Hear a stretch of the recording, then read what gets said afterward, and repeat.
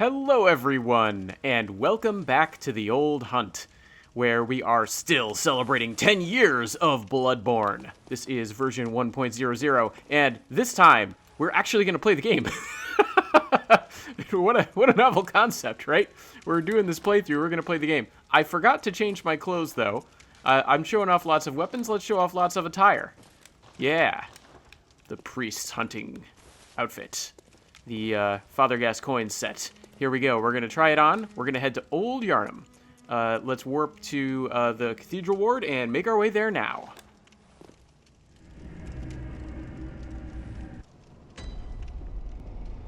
Okay. All right, here we are. Oh, got to put this in two-handed mode. Oh, I was thinking about buying that that hand lantern, but I don't think it's going to matter. Hello, friend. Guess what?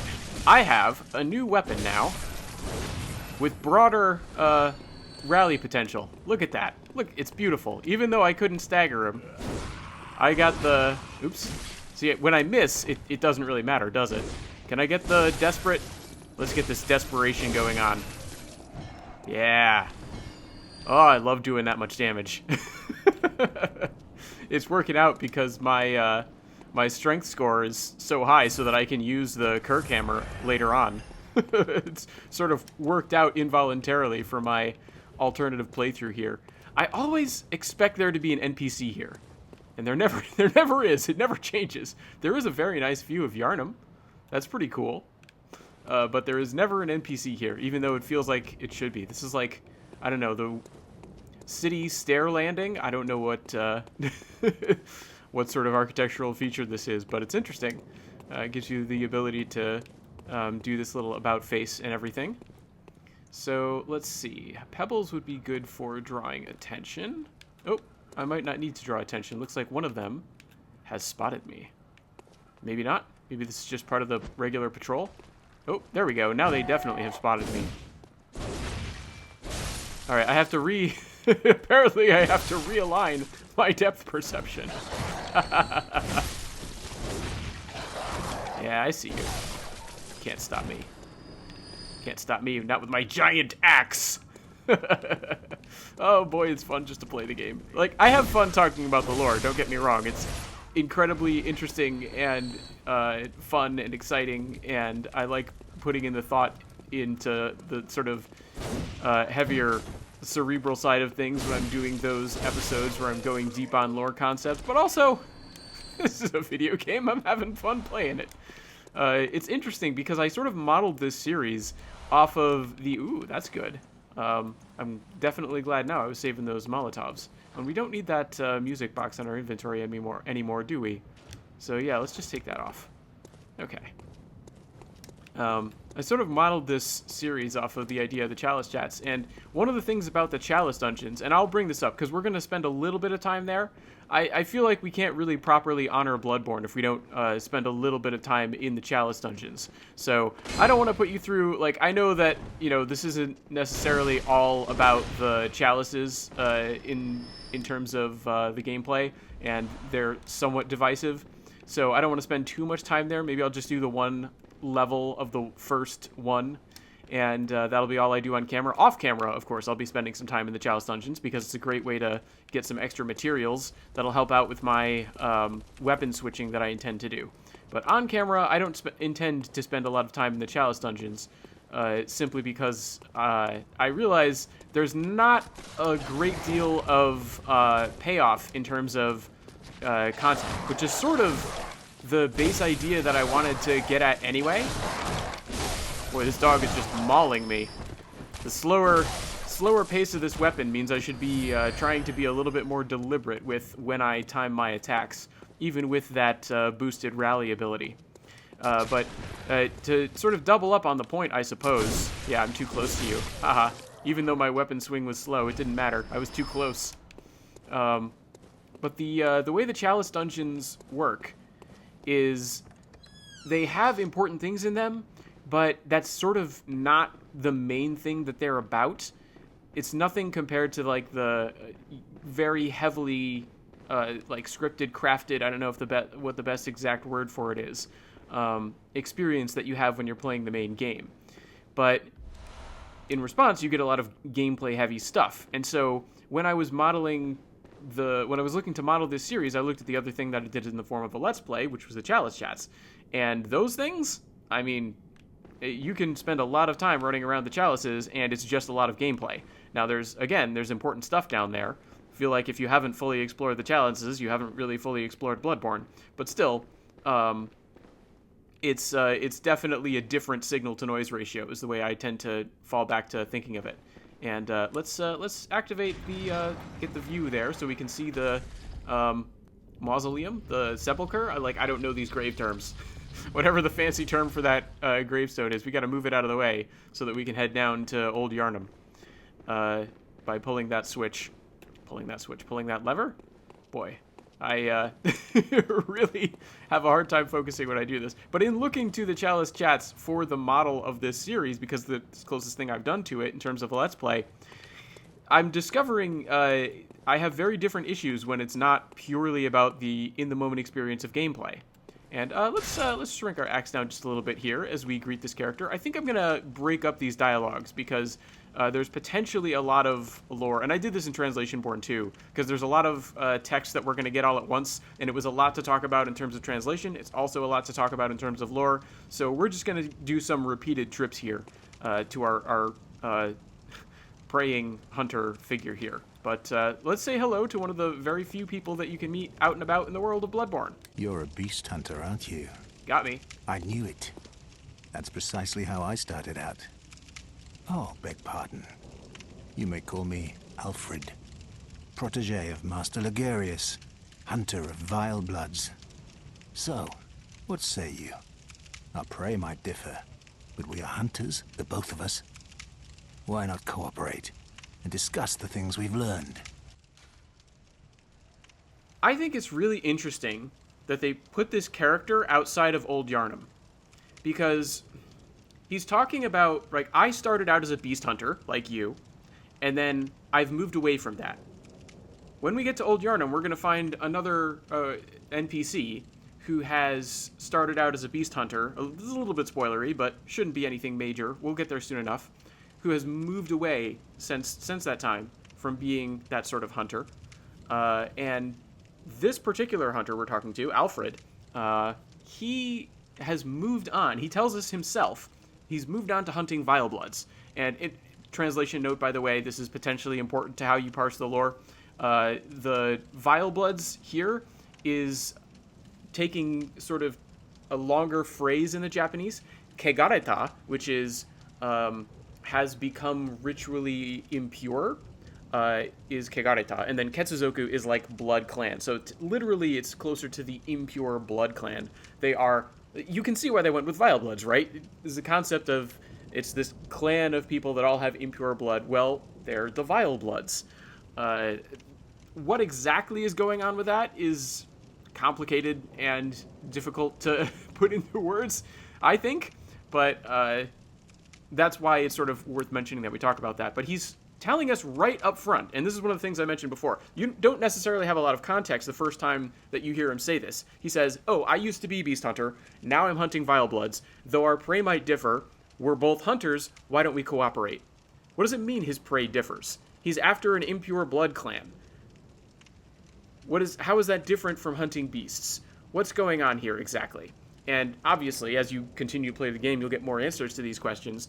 But as you find those answers, it's sort of playing a little bit off of that idea that you don't quite know what he's talking about. Because if you were fully aware of what he was talking about when he said this, maybe, this is debatable, of course, but maybe you wouldn't be so quick to make friends with him. So I'm going to say no, just for the additional dialogue, and because, like I said, I'm going to break up our conversations with Alfred. We're going to come back here several times, is the plan. And we'll tease out his storyline and what's going on with him over time. But for now, I'm going to say no. Well, that's most unfortunate. But if you have a change of heart, you know where to come. We are, after all, fellow hunters, and tonight we hunt. Yeah, once again, on that hunting theming. Very interesting sort of framing. And like I said, I think it makes for an interesting contrast with another NPC that we should be meeting shortly within the same episode.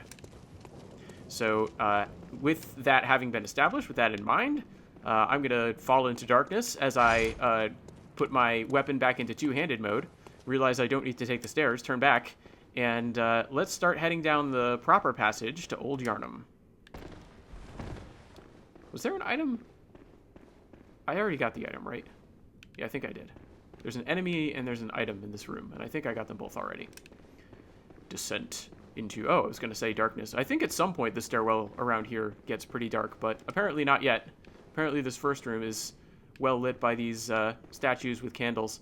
I am not, by the way. I'm sure you figured this out by now. A lot of people have spent a lot of time going over the visual details of Bloodborne and talking about the statue work in all the different rooms and things. I am not I am not the channel where you should come to for that. Similar to how I was saying in the last episode, I can barely keep my own subject straight when it comes to like analyzing the way that this story is presented to you in Japanese and English at the same time. I have a hard enough time sort of sticking with that theming. Follow other lore channels if you want to get in-depth information on the architecture and the statuary around the city. I'm afraid I simply don't know what to make of it.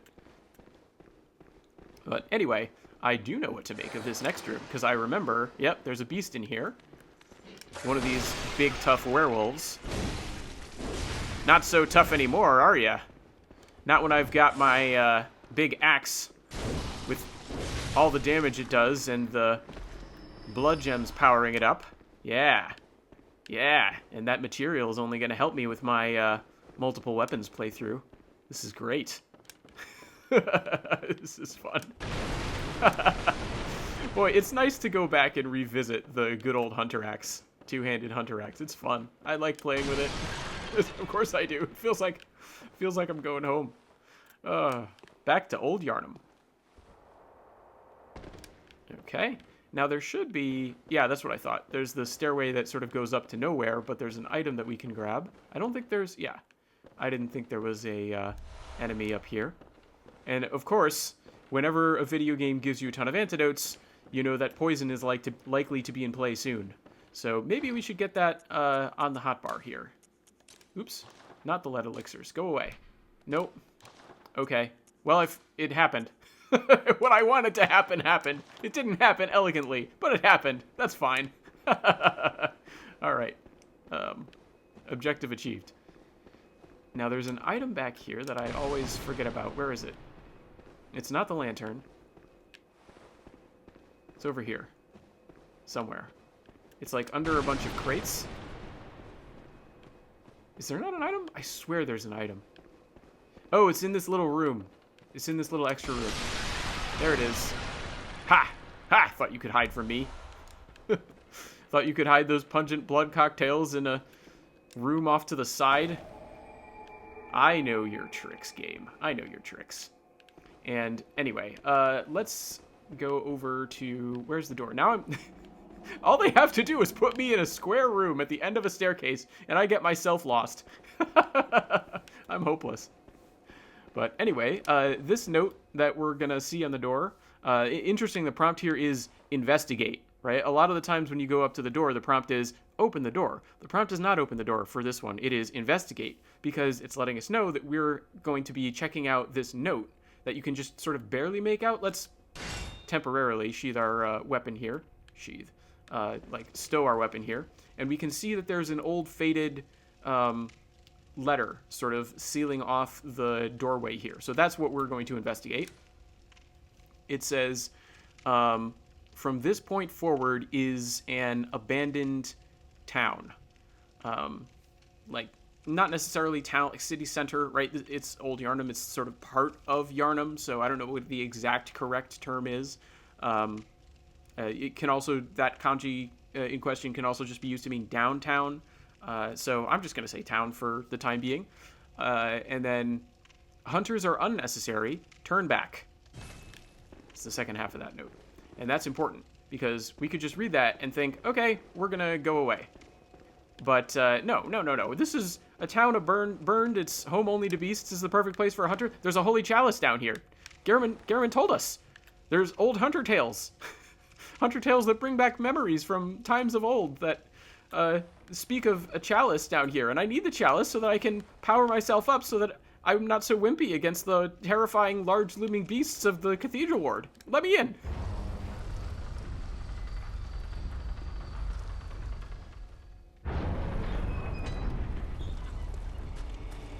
You there? Hunter! Didn't you see the warning? Turn back at once. Old Yharnam, burned and abandoned by men, is now home only to beasts. They are of no harm to those alive. Turn back, or the hunter will face the hunter. What an incredible entrance to Old Yharnam. It's so good. Hey, buddy. And as you can see, look at that rally system at work. Look at that life or death struggle. Yeah, I took some damage. It didn't matter. I powered right through it. Oh boy. Look at this. We've got beasts like nailed to these approximation crosses that are set on fire. And we get the instant set piece. We have the warning on the door. We ignore that. And then we can get greeted by that individual over on that roof over there. Let's see if... Man, I don't like using the monocular. I don't like first-person views in video games. Particularly... Well, I mean, I don't like them at all, but also particularly when they're... they look like this, just so cobbled together. But you can actually see... Get out of the way, Axe. As much as I love you, over there is a person. Put him in the crosshairs for the non-existent gun.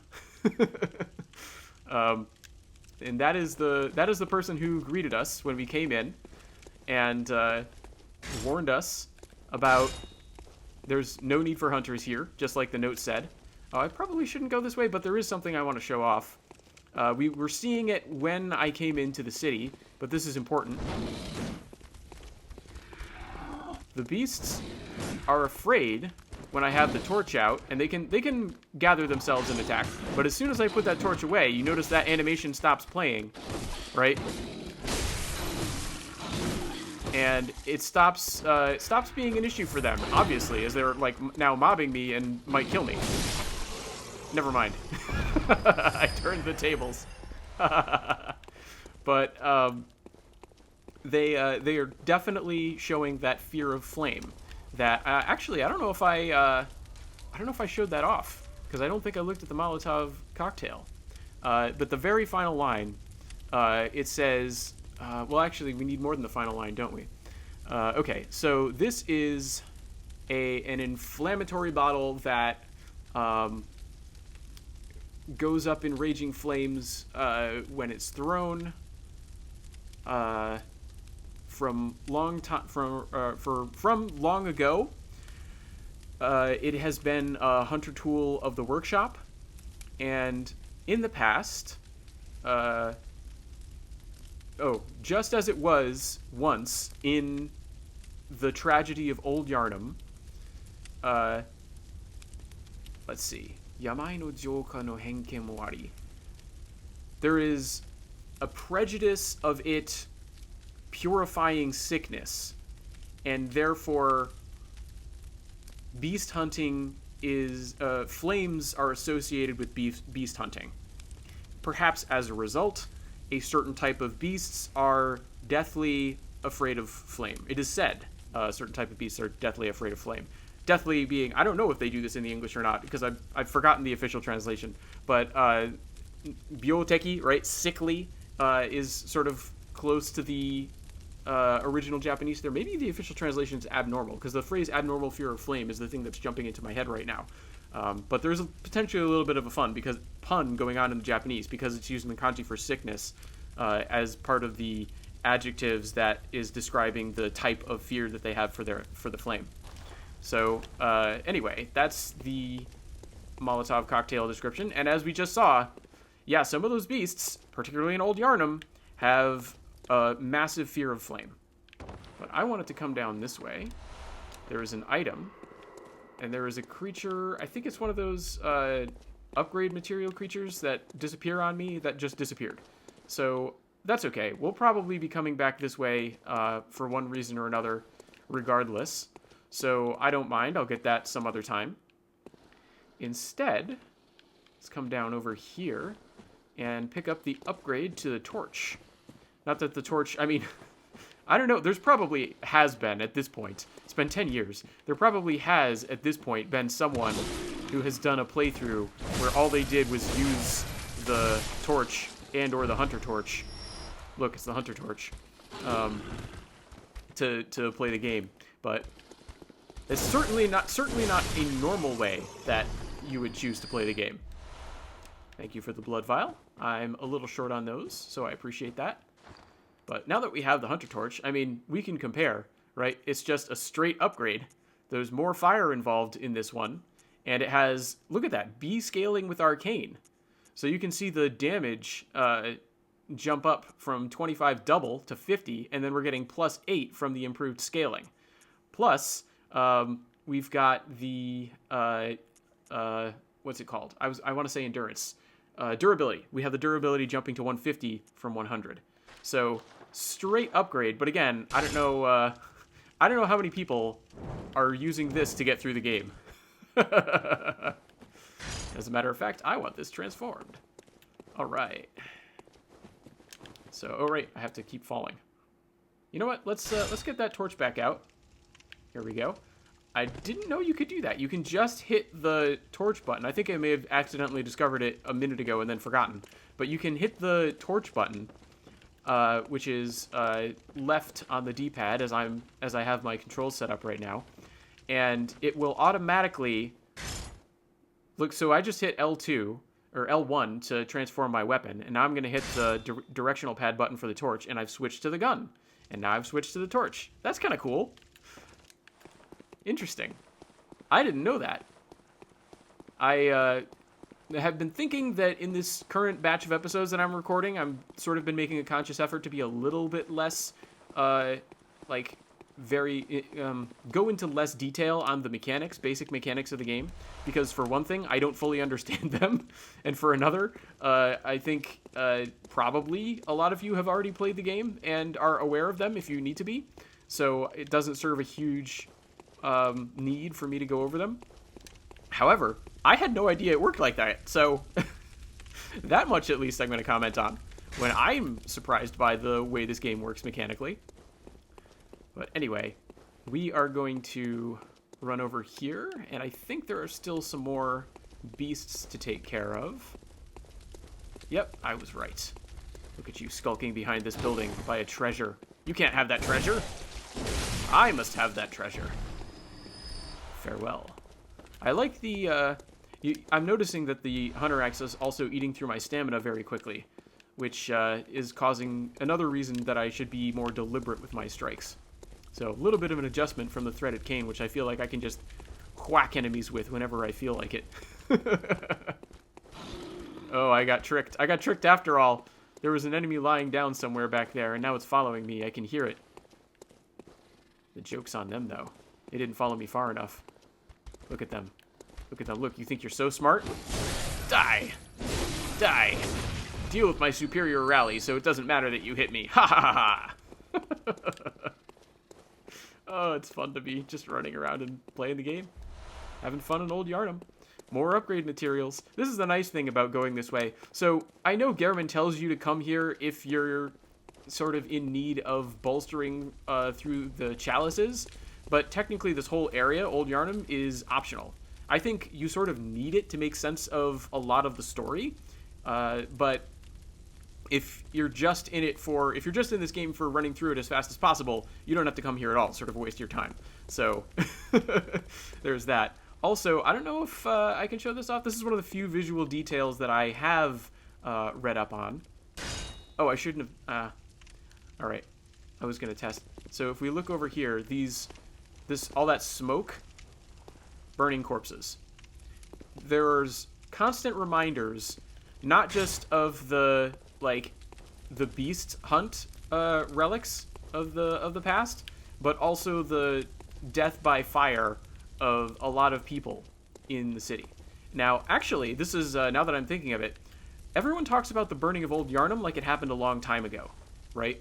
So why are there still smoking corpses lying around? Perhaps this is more evidence that this world here is a dream. This is a nightmare world where the horror of Old Yharnam persists, even though if we were to compare this part of the game with the real world, it would not.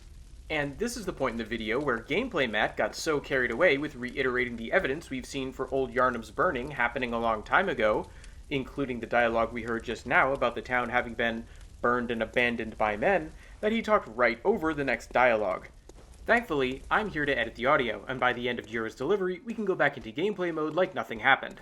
You are a skilled hunter, adept, merciless. Half-cut with blood, as the best hunters are. Thanks, Djura, for bringing this back to normal. Need more normalcy in this playthrough. Normally, the specificity of that downward strike on the follow-up is a bonus, but it was not a bonus in the case of that particular enemy. Because I missed.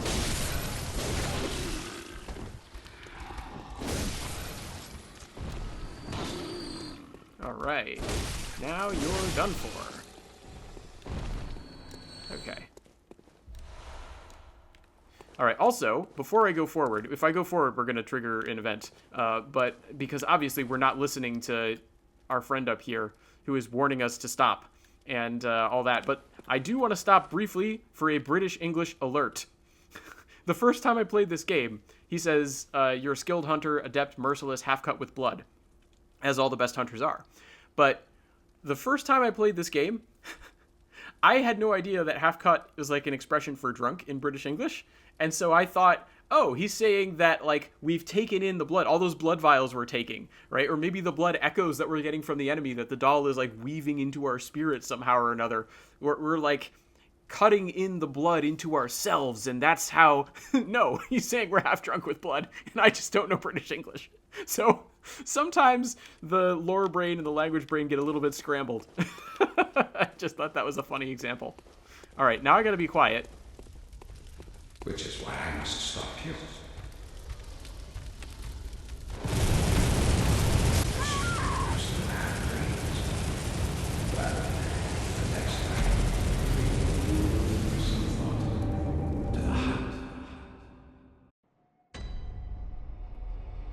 Boy, that was weird.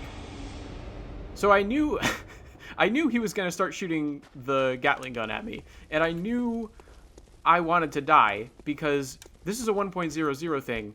Remember when I said in the first episode they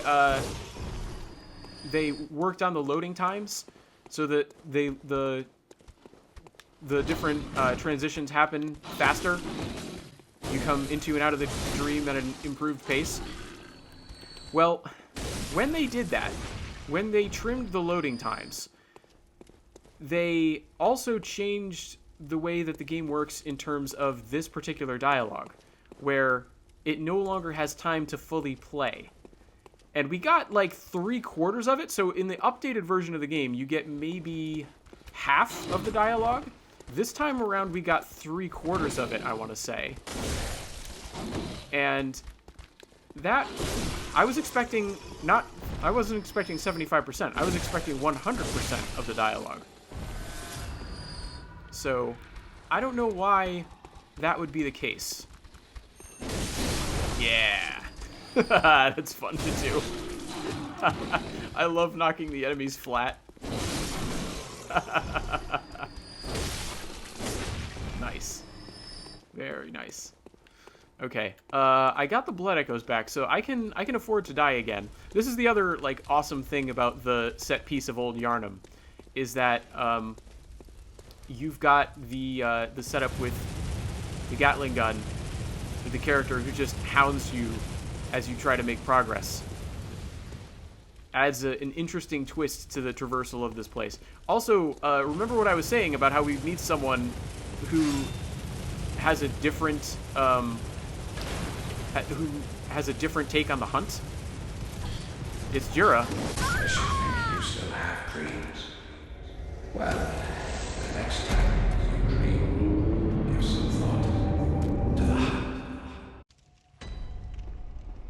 we're still not getting the full line. I thought maybe if I died under slightly different circumstances, we could get the full line, but it's still not happening. Boy, that's weird. Maybe there's another way that we can come into contact with Djura. So maybe what I need to do is approach him under different circumstances. But, I feel like I should have been able to hear that whole thing with one of these times. But that's okay. Like I said, we can keep trying for a fuller sense of that dialogue. Uh-oh. Gotta mash these shoulder buttons. Stop spitting poison in my face! Nope, nope. Get me out of here. Get me out of here. Antidote. Antidote. Where are you? Okay. Well, at least I'm not poisoned anymore. Heal up, please. Heal up, please. I would like to keep my blood echoes. All analytical thought ceases while I deal with the deadly mechanical trap of these enemies. Whew. Oh, I would have thought that one had my blood echoes. Interesting. Okay. Notice we're getting a lot more blood gems now. That's interesting. Said Old Yharnam itself is fortifying us. Oh, you have my blood echoes. Interesting. I was getting a comment that it's probably not literally the enemies walking over your bloodstain that allows them to pick up the echoes. It's probably like a game mechanical system where they like the bloodstain that you spawn like tries to find a nearby enemy, and the blood echoes have a possibility of going into them. But oh, I forgot. Forgot running out there would expose me to live fire. Alright, I'm gonna use the one-handed... See, I'm just not impressed with the one-handed axe. But I don't need to be. I can just fight these beasts. What was the point I was making before I got terrified for my life? Oh, and I should pick up this item. Boy, I'm so scatterbrained when I play these games. But the point that I was making when I was in fear for my life before was the hunter who has taken on a new hunt, right? Djura's line there, his name is Djura. I'm just gonna, I'll give that away. His particular line there is, you know, turn back or the hunter will face the hunt, right? So we have become Djura's prey. And sort of interesting to contrast that with Alfred, who the Vile Bloods have become his prey. Goodbye, crows. Oh, I thought it would one-shot it. Oh, I love this axe. It's so fun. Okay, I'm gonna, like, take the advantage of, after I pick up this item, take advantage of some shelter in the next building, and I think that'll be a good place to call it. Well, I'll clear out the enemies, but we are approaching the half-hour mark, and this is, I think, a fairly good place mechanically to take a little bit of a break, because we're almost through the, like, worst part of the machine gunnery, and so I feel like this particular room will make for a nice stopping place. And let's see, get past the enemy. All right, well, thankfully this enemy isn't one of the ones that constantly attacks, so don't have to worry too much about it going crazy on me. And let's pick up this item here. Oh, more antidotes. I wonder if there's a lot of poison down here that we're gonna have to deal with. All right, but anyway, I think even though we're still sort of in the thick of things, we still have the machine gunner going crazy. We've made a decent amount of progress. We've met with some hunters. We've one of which is apparently a lot friendlier than the other. We've made our way into Old Yharnam itself. We've had the 3/4 at least of the death dialogue. I'm gonna try and get the full one. If not, by the time we're done with Old Yharnam, I will put it on screen because I think it's interesting to discuss from a lore perspective. But anyway, we'll work that all out in future episodes. Until then, I'm going to call this the end of my hunt for the evening, but I wish you good hunting.